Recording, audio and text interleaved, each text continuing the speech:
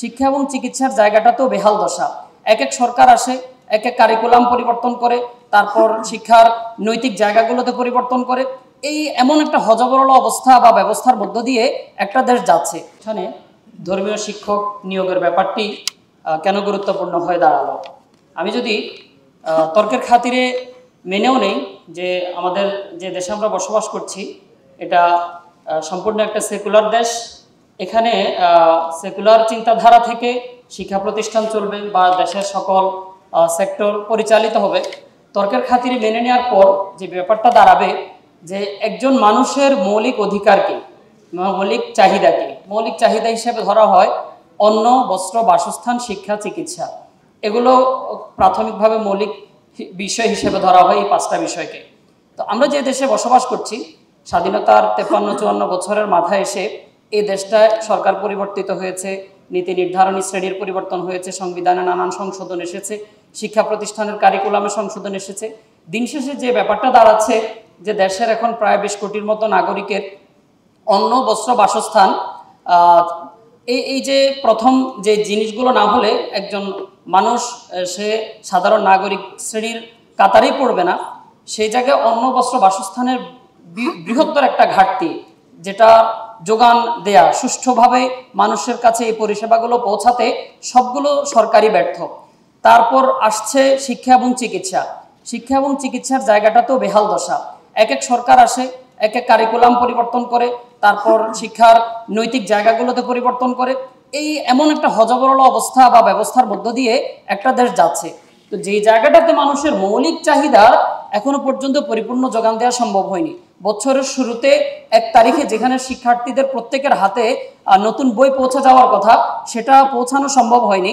গণিত, বিজ্ঞান সহ যে সকল বিষয়ে শিক্ষা অর্জন করার মধ্য দিয়ে একটা দেশের শিক্ষার্থী শ্রেণী, একটা দেশের নাগরিকরা স্বয়ংসম্পূর্ণ হয়ে ওঠার কথা, সেটা এখনো পর্যন্ত সম্ভব হয়নি। সে জায়গায় আরোপিত এবং অনেক বেশি অপ্রাসঙ্গিক বিষয়কে যখন সরকারগুলো গুরুত্ব দেওয়া শুরু করে, সে জায়গাটাতে যখন অন্য দেশের বলা হয় যে মানে ময়ূর কাকের নাচ শিখবে না, কাক ময়ূরের নাচ শিখবে।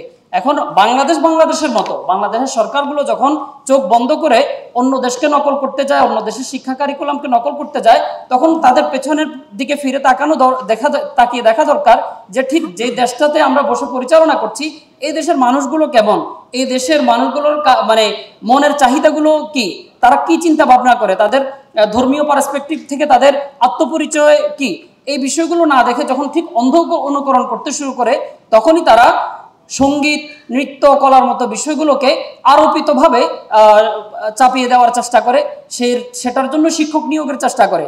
অথচ সেটার জন্য শিক্ষক নিয়োগ তো বহু পরের কথা। আমরা যে জায়গায় দেশের নাগরিকদের বা শিক্ষার্থী শ্রেণীর মৌলিক যে বিষয়গুলো, পাঠ্যক্রমের মৌলিক চাহিদার যে বিষয়গুলো, সেগুলো যেখানে পূরণ করতে পারেনি, তো তর্কের খাতিরে মেনে নেওয়ার পরও একটা দেশ যদি সম্পূর্ণ একটা সেকুলার রাষ্ট্র হয়, তারপরও সেই জায়গায় গান, নৃত্য, কলার মতো এই সমস্ত বিষয়গুলো কখন আসবে? যখন তার আগে প্রত্যেকটা বিষয়ের চাহিদা আমরা পূরণ করে সম্পূর্ণ একটা স্বয়ংসম্পূর্ণতার দিকে চলে যেতে পারবো। তারপর আপনি একটা সেকুলার রাষ্ট্র হিসাবে সেই জায়গায় আপনি এটা আনবেন কিনা, তখন নাগরিক সমাজের সঙ্গে দেশের যে সকল নাগরিকদের সন্তানরা এটা পড়বে, সে সকল নাগরিকরা চায় কিনা, সেটার উপরে এই বিষয়টা নির্ভর করবে।